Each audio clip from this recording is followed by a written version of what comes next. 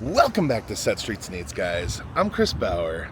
Today I am in El Paso, Texas, in front of the Chilo, I think that's how you pronounce it, Chilo Valley Mall? Vista. Chilo Vista Mall. Butchered it. Nailed it. Here to see the El Paso edition of Chuck's Arcade. And let's jump in there and check it out. I hope you guys will join me. Let's go see it. Access granted.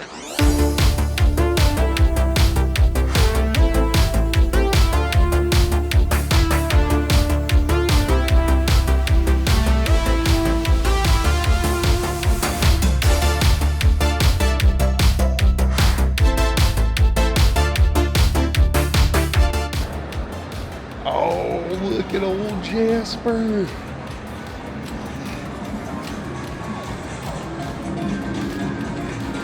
Jasper T. Gels is here to greet us and say howdy. Look at him. He's a good pup. Standing tall, which we don't normally see him do. Giving us a howdy wave, which we don't normally see him do. Well, actually, he sort of does. Out of all of them, he definitely waves the most. Jasper, how are you, buddy? No banjo, no shred and cheese guitar.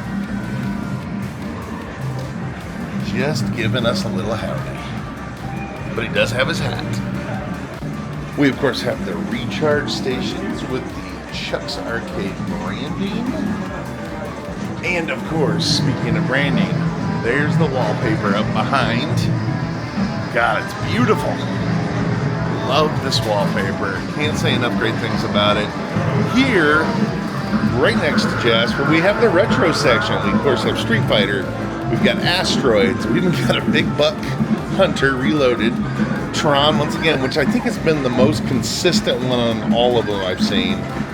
Most of them have had a Tron. Dig Dug. Oh, man, I love this game. And Defender to round out those vintage games. Let's check out the rest of this. So we got a couple of claw games right at the top, full of Minecraft and dinosaurs and Crayola crayons. Of course, Minecraft Dungeons is getting played right now. We've got the Funko Funcade, Dance Dance Revolution. We've got the Virtual Rabbits, the VR game that they have here. And here they have Spidey hanging in the big slot. Of course, we got Halo, we got Quarterback Pro, we got Rock the Rim. That's what these ones are, the basketball games. Right next to the classic skee ball. And of course, we've got Down the Clown, Connect 4 Hoops, a game with bats, Pumpkin Party. Haven't seen this one before. Pumpkin Party or Pumpkin Party 2. It says Pumpkin Party. Look at them bats. It's a Halloween themed game. I dig that.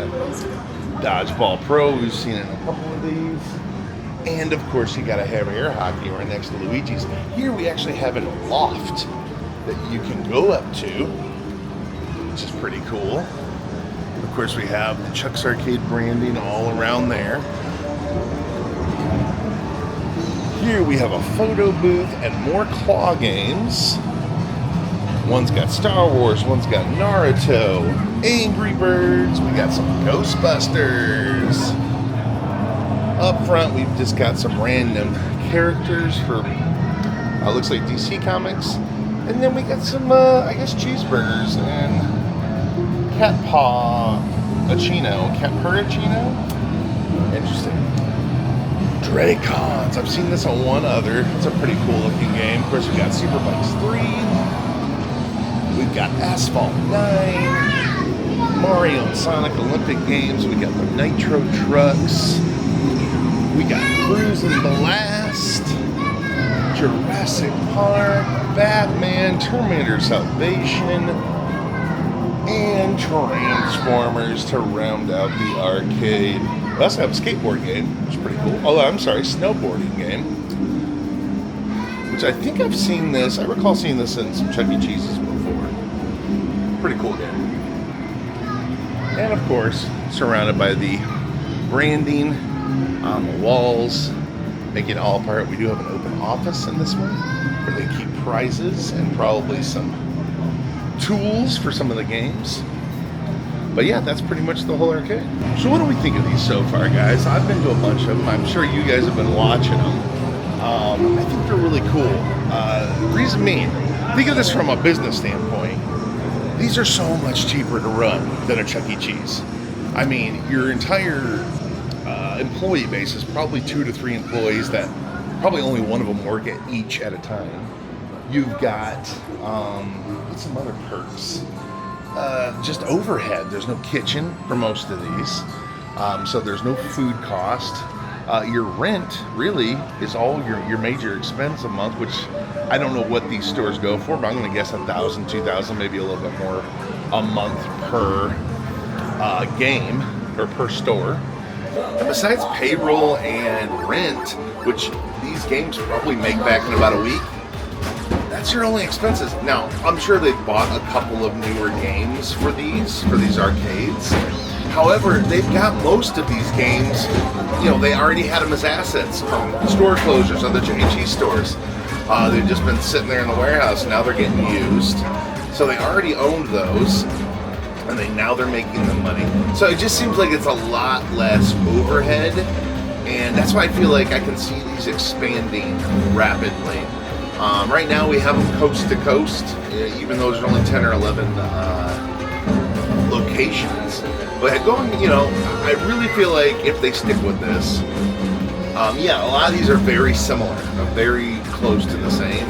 But I think we could see, if you got to the point where they're so everywhere, you could see 1 or 2 of these in the same city. And I think then we'd see some real differences in the games and just how it looks, just so they could, if it's in the same city, of course. But I don't know, I'm just speculating. I don't know none of these details. I'm just, speculating on what it could be. But I like them. I love the theming. Every time I'm in them, they usually have at least a few people in them. I'm sure it gets busier on the weekends and nights. How's it going? Oh, thank you. So, the employee just came by and started this game for me, so we're going to play real quick. Let's do this. I do love this game. Shooter games are so much fun. They're my faves. I don't know what it is about watching destruction and killing aliens. Maybe it's the American in us. We can't help ourselves. Raven, we need to defend the base. Assault. Here we go. Uh-oh, that was my guy.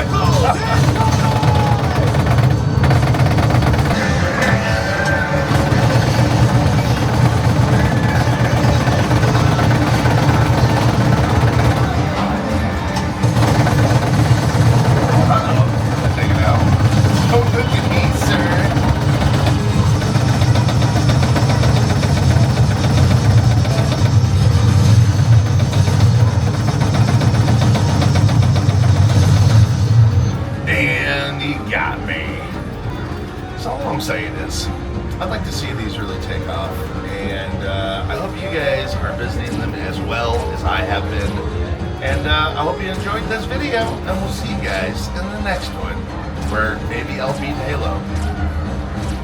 Bye now.